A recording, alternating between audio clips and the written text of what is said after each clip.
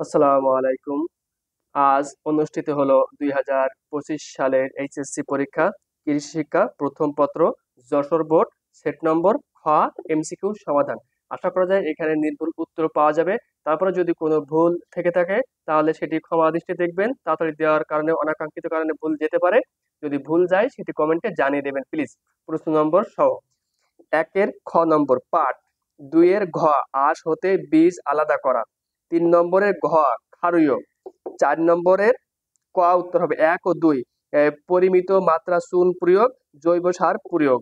5 নম্বরের ঘ উত্তর হবে 5 নম্বরের ঘ উত্তর 5 নম্বরের ঘ উত্তর তিনটি, শারীরিক বৃদ্ধি, ফুলোৎপাদন, ফসল পরিপক্ক।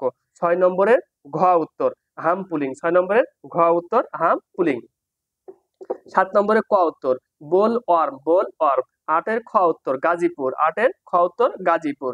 9 নম্বরের খ উত্তর টাটকা অবস্থায় সংরক্ষণ, টাটকা অবস্থায় সংরক্ষণ। 10 নম্বরের ঘ উত্তর হবে 3টি, খেজুর, আঙ্গুর, কুল। এরপর আসি 11 নম্বর, 11-র গ উত্তর হবে 11-র গ উত্তর হবে কন্দ জাতীয় সবজির আঘাতপ্রাপ্ত স্থান শুকিয়ে রোগমুক্ত করা। 12 নম্বরের ক উত্তর হবে স্বরূপ কাটে, 12 নম্বরের ক উত্তর স্বরূপ কাটি। 13-র গ উত্তর ভুট্টা, 13-র গ উত্তর ভুট্টা। এরপরে আসি